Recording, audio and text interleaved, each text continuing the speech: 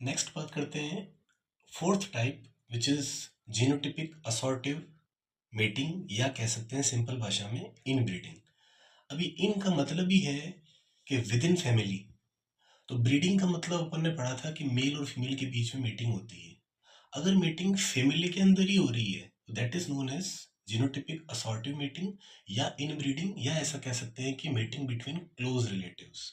तो किस तरह से किया जा सकता है या इनब्रीडिंग कितने तरह की हो सकती है एज पर दी रिलेशनशिप, या कह सकते हैं कि as per the closeness of relatives.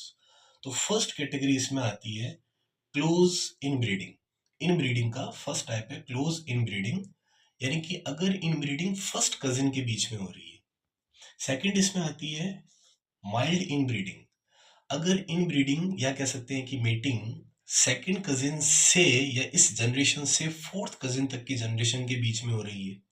और लास्ट इसमें आएगा फाइनल, जो कि बहुत फार रिलेटिव्स हो जाएंगे, विच इज लाइन ब्रीडिंग के फोर्थ टू सिक्स्थ कजिन्स के बीच में, या कह सकते हैं कि उस जनरेशन के कजिन्स के बीच में हो रही है।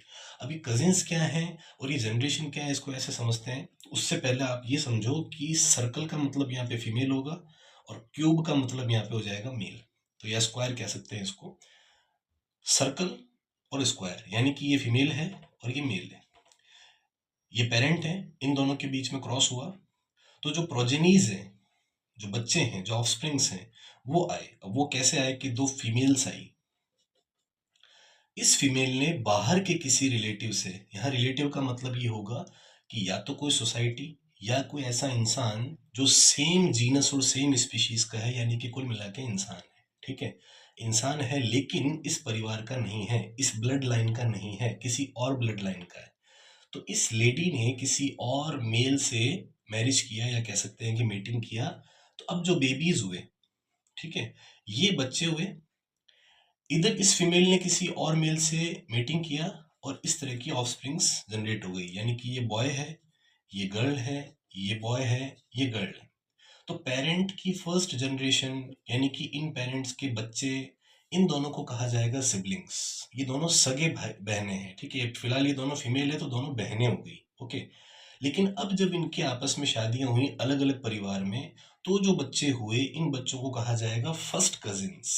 ठीक है, तो ये मौसेरे भाई बहन हुए।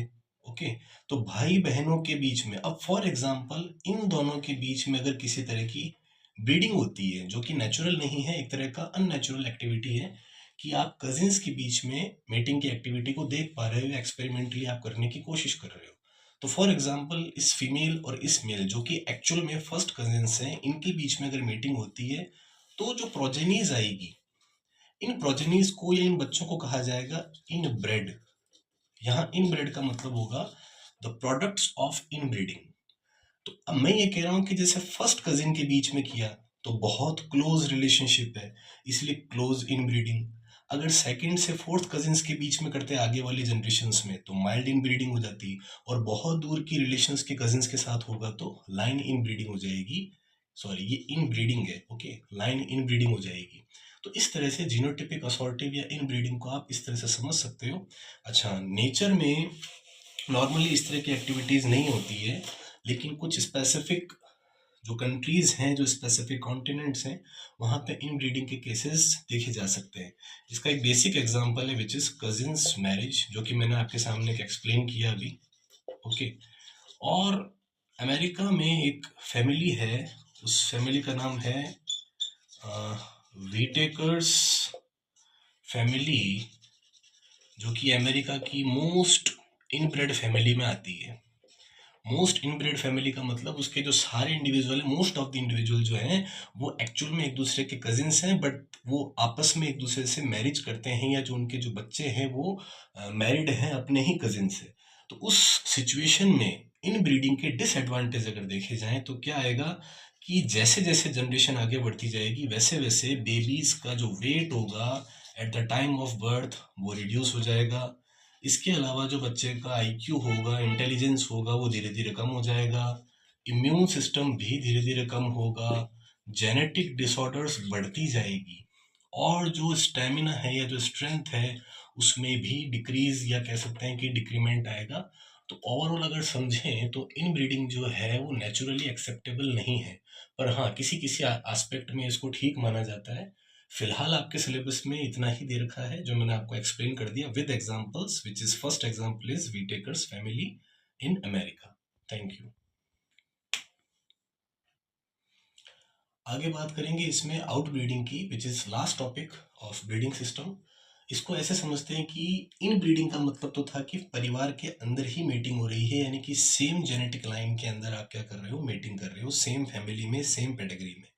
लेकिन आउट ब्रीडिंग का मतलब यहाँ पे ये हो जाएगा कि जब आप एक ब्लड लाइन को छोड़ करके दूसरी ब्लड लाइन के साथ में मीटिंग कर रहे हो, तो ये जो चीज़ें कम हुई थी इन ब्रीडिंग में, ये चीज़ें इक्वली बढ़ जाएगी या नॉर्मल रहेगी। जैसे आईक्यू थोड़ा इंक्रीज होगा, बॉडी वेट जो होगा वो नॉर्मल रहेगा, इसका जो इम्यून सिस्टम होगा वो स्ट्रांग होता जाएगा, जेनेटिक डिजीजेस कम होती जाएगी, लाइफ एक्सपेक्टेंसीज बढ़ेगी, और अल्टीमेटली जेनेटिक वेरिएशंस जो होंगे वो डेवलप होंगे, जिससे कि धीरे धीरे ब्रीड में वैरायटी में सुधार आएगा, या कह सकते हैं कि एक प्योरिटी फॉर्म डेवलप होगा।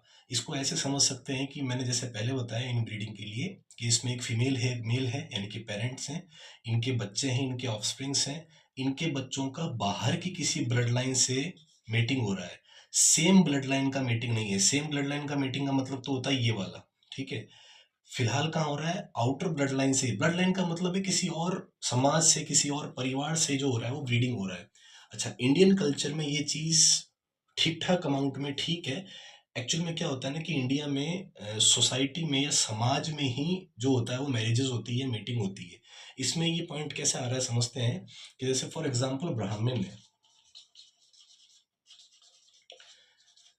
मैं ह्यूमन बींग्स का एग्जांपल इसलिए ले रहा हूँ ताकि इजीली समझ में आ जाए, ठीक है।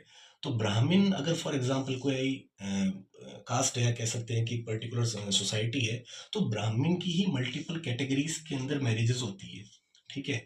ब्राह्मण की कभी किसी दूसरी कैटेगरी से मैरिज होने के चांसेस नॉर्मली कम होते हैं, सोसाइटी के बेसिस पे, सोसाइटी के रूल्स और रेगुलेशंस के हिसाब से। तो वो देखा जाए तो एक तरह की, वास्तव में देखा जाए तो जेनेटिकली वो इन ब्रीडिंग ही है। लेकिन अगर ये बात कहीं और होती, जैसे फॉर एग्जांपल किसी अफ्रीकन फीमेल का मैरिज किसी इंडियन मेल से होता है, तो दोनों का जेनेटिक बहुत डिफरेंट है, तो दोनों का इंटरकॉन्टिनेंटल मैरिज कैटेगरी में आ रहा है, ठीक है। तो इस सिचुएशन में जो ब्रीड्स आएंगी वो ज़्यादा कैपेबल होगी, उनकी लाइफ एक्सपेक्टेंसी ज़्यादा होगी, उनका आईक्यू बहुत अच्छा होगा। तो कुल मिला के आउट ब्रीडिंग जो है वो मेटिंग का एक तरीका है, जिसमें आप अपनी ब्लड लाइन को छोड़ देते हो। तो इसमें देखो ब्लड लाइन को इन्होंने छोड़ रखा है, बाहर के किसी मेल से इन्होंने मेटिंग किया, इधर इस बॉय ने, इस लड़के ने बाहर की किसी फीमेल से मेट किया, फिर जो प्रोजेनीज हुई इन्होंने भी बाहर से मेट किया, ना कि सेम ब्लड लाइन में मेट किया जैसा कि इन ब्रीडिंग में हुआ था, ठीक है। तो मेरी तरफ से ब्रीडिंग सिस्टम का जो टॉपिक है वो क्लियर है, और भी आपको अगर किसी तरह का डाउट हो तो आप मेरे से पूछ सकते हो। Thank you.